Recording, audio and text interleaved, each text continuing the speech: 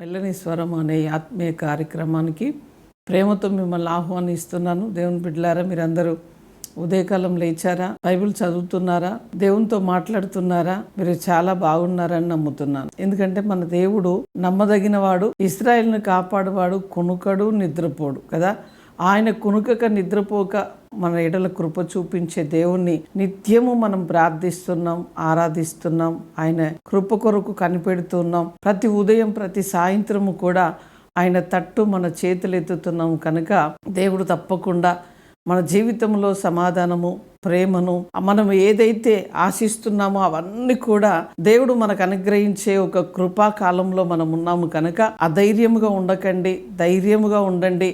ఏ విషయంలో కృంగిపోకండి, బాధపడకండి. అయ్యో నా స్థితి ఇలా ఉన్నది అని కృంగిపోవద్దు. కానీ మన దేవుడు ఎంత ఐశ్వర్యవంతుడు, ఎంత ఘనత కలిగిన వాడు. అన్ని నామముల కంటే పైనామము కలిగిన దేవుని కలిగిన నీవు చాలా ధన్యుడవు, ధన్యురాలవు కనుక ఈరోజు ధైర్యము తెచ్చుకొని ప్రభు పాద సన్నిధిలో నిత్యము కూడా ప్రార్థిస్తూ, ఆరాధిస్తూ, వాక్యాన్ని చదువుతూ ఆయన వెంబడించే క్రమంలో ఒకరోజు నీకు విజయము ప్రభు ఇవ్వబోతున్నాడు. ఈరోజు మనతో మాట్లాడనైన వాగ్దానం కీర్తనల గ్రంథం 128 అధ్యాయము 6వ వచనాన్ని చదువుకుందాం. నీ పిల్లల పిల్లలను నీవు చూచెదవు, ఇశ్రాయేలు మీద సమాధానం ఉండునుగాక. ఈరోజు ప్రభు మనతో ఏం మాట్లాడుతున్నాడంటే నీ పిల్లల పిల్లలను నువ్వు చూసేదవు. ఇంకా వేరే ఏం అనట్లేదండి. చాలా క్లియర్గా, చాలా షార్ట్గా, స్వీట్గా ఆయన ఒక వాగ్దానం మన జీవితంలో ఎలా చెప్తున్నాడంటే నీ పిల్లల పిల్లలను నువ్వు చూసేదవు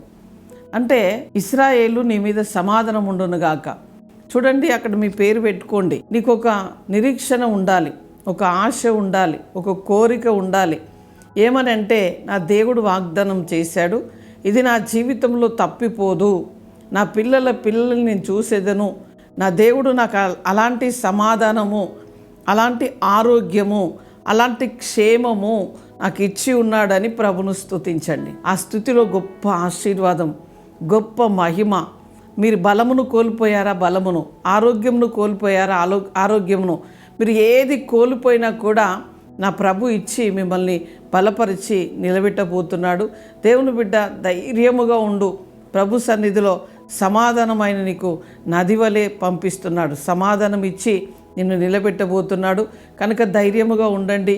వాగ్దానమును మరలా చదువుతూ ఉండండి. వాగ్దానమును ఎత్తిపట్టి ప్రార్థన చేస్తూ ఉండండి.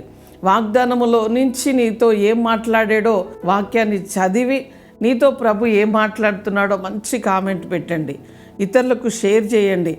మీరు మేము కలిసి ప్రభును స్తుతిస్తుండగా, ఆయనను ఆరాధిస్తుండగా గొప్ప కార్యము మన మధ్యలో జరగబోతున్నది కనుక మనము దేవుని వైపే చూద్దాం. విజయం మనం పొందబోతున్నాం. మన జీవితంలో, మన కుటుంబంలో ప్రతి విషయంలో కూడా విజయమును ఇప్పటి వరకు నువ్వు ఏది చూడలేదో అది చూడబోతున్నావు, అది అనుభవించబోతున్నావు కనుక ధైర్యముగా ఉండండి. ప్రభు వైపు చూడండి. ప్రార్థన చేసుకుందాం. పరిశుద్ధుడా, జీవము కలిగిన మా తండ్రి, స్తోత్రాలు. ప్రభువా, దేని విషయంలో బాధ, చింత, వేదన ఉన్నదో అదంతా కొట్టివేయబడునుగా కానీ ప్రార్థిస్తున్నాం. అయ్యా, వారి చేతి పనులు, ఉద్యోగాలు, వ్యాపారాలు దీవించబడాలి. వారు దీర్ఘాయుష్వంతులుగా ఉండాలి. ప్రభువా, ఇదిగో చదువుకుంటున్న బిడ్డలకు చక్కటి జ్ఞానము, అభిషేకము, కృపనివ్వండి. వారి స్టడీ పూర్తి చేసుకుని ఉన్నతమైన స్థాయిలోని బిడ్డలు అయా నిలబడినట్లుగా కృప చూపించమని ప్రార్థిస్తున్నాం.